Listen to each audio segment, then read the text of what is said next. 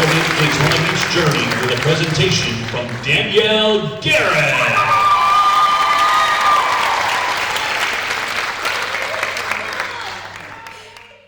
Good evening and welcome. I'm going to share with you a story about beating the odds. There once was a girl who was raised in a single-parent household by a mother who battled cancer the majority of the daughter's childhood, but she instilled all the fundamental values that she would need to be successful at life. The young girl succeeded academically. She graduated from honors from high school, and later, when she turned 18, she thought she was ready to go into the world. She registered at a community college. However, without the stability of her mother, she began partying, going to nightclubs, drinking, pretty much doing everything that she was taught not to do. And because of that, her grades began to drop. And when I say drop, I mean to a very low 0.59 GPA. Yes, you heard me correctly, which caused her to become academically ineligible for financial aid. And just when she thought things weren't going to get any worse, guess what happened? She got some surprising news. She was going to be a mother. And with no education, no job, she had no idea how she was going to raise this kid.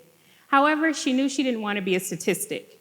Did you know that when attending community college and becoming pregnant, you're 65% less likely to graduate with your college degree?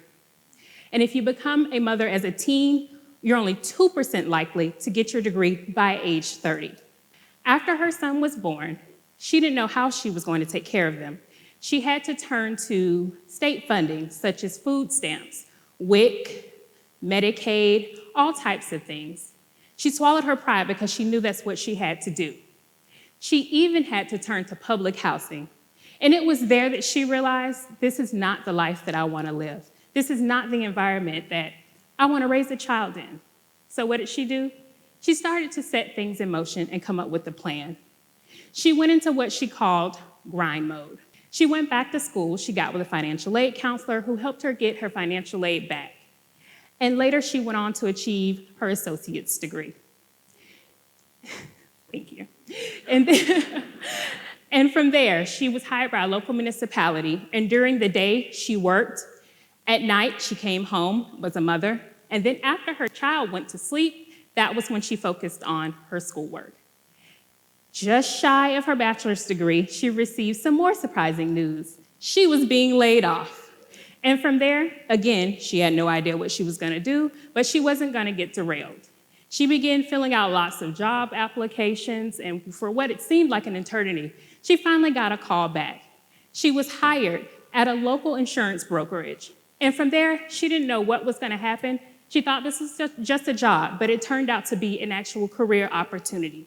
She became a sponge. She learned as much as she could about that organization, the industry. She later went on to get a master's degree and also an insurance license.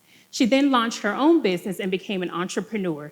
But she also knew she wanted to give back. So she started volunteering at local nonprofits, and she became a civic leader. She served on multiple boards and put a lot of her time and effort into giving back to those who may be in situations similar to her own.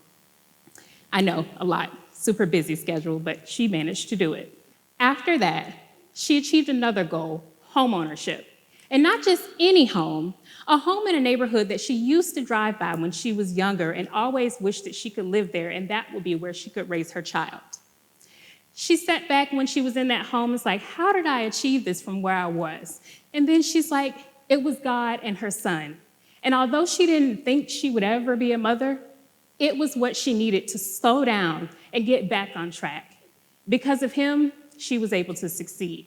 She had to keep telling herself, you can't say you can't. You're a mother. Can't is not an option when you're a mom. And from there, things happened. I bet you're wondering, where's that girl now? What is she doing with her life? Well, I'm here to tell you, that girl is me. I beat the odds. I stand before you today, a corporate professional, a business owner, a volunteer, a 40 under 40 honoree, and the Young Civic Leader of the Year. That wouldn't have been possible without my supporters, my mentors, my village, many of which are here today. And I thank you and will forever be grateful to you. With that being said, I want you to remember this when you leave here today. I beat the odds, and so can you. Please always remember when you feel like giving up, life is full of a series of commas, but never periods. Thank you.